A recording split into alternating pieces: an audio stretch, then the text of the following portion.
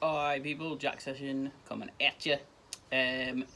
So as always, if you're just rolling out of a CrossFit session or a long run or a little bit of cardio work or whatever you've been doing, don't worry about warming up. However, a little warm-up suggestion for you, if you would like it, is you're going to do 21, 15, 9 and do mountain climbers and lateral jumps. So mountain climbers, you're in the top of this push-up and you're going to bring your knee up to your elbow and you're going to straight side. You're going to go for 21 on that. As soon as you've done that, you're going to go lateral jumps. So imagine there's an object you're jumping over. You're going to do that for 21, then 15, and then 9 of each. And then you're done, you're ready to warm up, you're ready to go. Then we are going to hit some push-ups, people.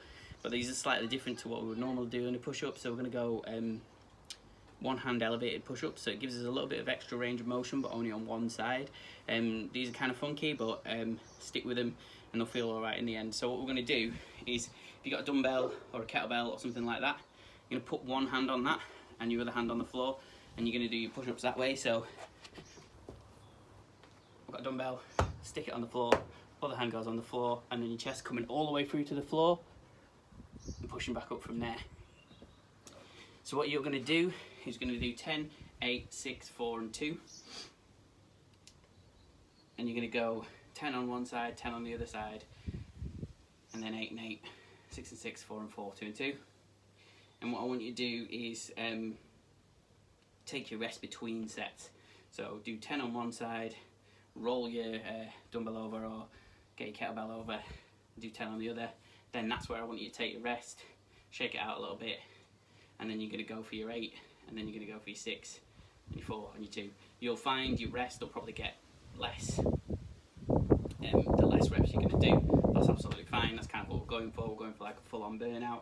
For them last like 2 reps, really want you to like eking it out at the top, so it wants to look difficult. You don't want to be like just blasting it out. It wants to be like your final rep wants to be like one of them slow bad boys. And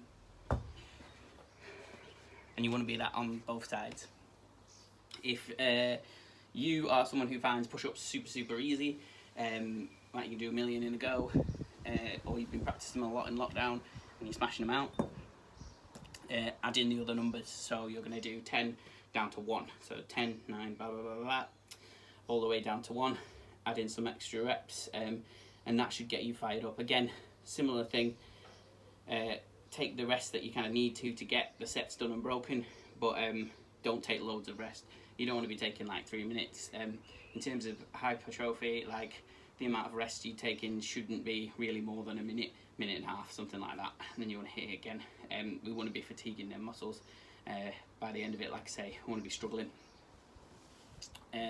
Once we've done that, we're going to work into some tricep kickbacks. So for these, you're going to come in the same position as you would for a bent over row. If you've got 2 dumbbells and they're light dumbbells, you're going to go for 6 sets of 8, and you're going to go for double. But on that 4th rep, you're going to pause in that top position. I'll demo these in a minute, but you're going to pause in that top position for 3 seconds on the 4th rep, and then you're going to go for the second 4.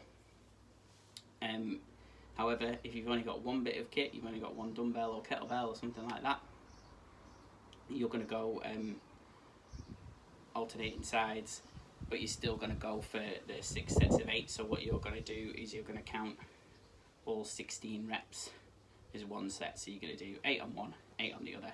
That'll be your one set. But still, on that 4th rep on both sides, you're going to do that 3-second pause, and then you're going to go again for your other 4 reps. So the way these are going to look is you're going to look like you're doing a bent over row, which is sort of similar to what we're kind of aiming for. So you're coming into that bent over row position, nice flat back, and you're going to pin that elbow into your body, and then you're going to push it right back to your arm is straight, and then back in again. Try and make sure this dumbbell comes all the way up, so don't cut it short, don't have it here. Make sure you get that full range of motion into that tricep, and then like I say, you're going to blast out 4 reps, nice and easy. When you get to that 4th one, you're going to hold that top position, and then you're going to go for another 4 reps, making sure that elbow's pinned in and you're just sort of moving like a robot. It's a reverse of kind of what you would be doing if you were doing a bicep curl. So think about that. think about pushing that elbow nice and tight in, and this is all that's moving, and you're just getting through that work. With these, don't bother like counting your seconds apart from when you're doing your 3 second hold at the top, but make sure you're really in control of that weight and it's not just flinging up and down. Try and give me a little bit of kind of controlled movement in that. You should feel this like really difficult, really tight down here. If the dumbbell or kettlebell you've got is a bit heavy for doing that, get yourself something lighter. So fill a bottle of water, or I'm talking like a big bottle of water, don't go little, or a can, or something that's reasonably heavy in your house. It doesn't have to be a dumbbell. I've got these cool little adjustable things so I can do that, but if you haven't, get something lighter. These aren't going to be a 22.5 jobby. It's really isolating that tricep and really making that work difficult. So once you've done that, we're going to go some side plank work, so working on our obliques a little bit. And what we're going to do with that is 30 seconds work, 30 seconds rest, and we're going to go for 6 rounds, so that's 3 either side. So with a side plank, what you're doing is putting that hand flat in sort of a little L shape, feet on top of each other, and then you're bringing it up. But for the purposes of this, we're going to bring that hip to the ground and then back up again. Try and just kiss the ground. You're not trying to like lie down and then come back up and then lie down and then come back up. It's meant to be controlled, so I want you to just touch the floor and bring it back up again. You're going to go for 30 seconds one side, 30 seconds rest, 30 seconds the other side, 30 seconds rest. And you're going to keep that going for 6 rounds, so it's going to be 3 either side. You should feel this really working in that midline. Try and make sure that you're nice and flat and that hip isn't ducking back. So you see a lot of people will do them and then they'll bring this hip back. Makes it a little bit easier to do this. It's not what we want. Push that hip forward, really activate them obliques and get them working. It's hard work, people. Try and stick in it for the full 30 seconds every time you do it, because you get a good 30 seconds rest and you're rolling in again. What I would say is try and do all 3 on your left side first, and then do all 3 on your right side first to give it that fatigue. If you're someone who you know struggle with midline work, then alternate them. If you're particularly strong, particularly good with midline, then try and hammer all one side and hammer all the other.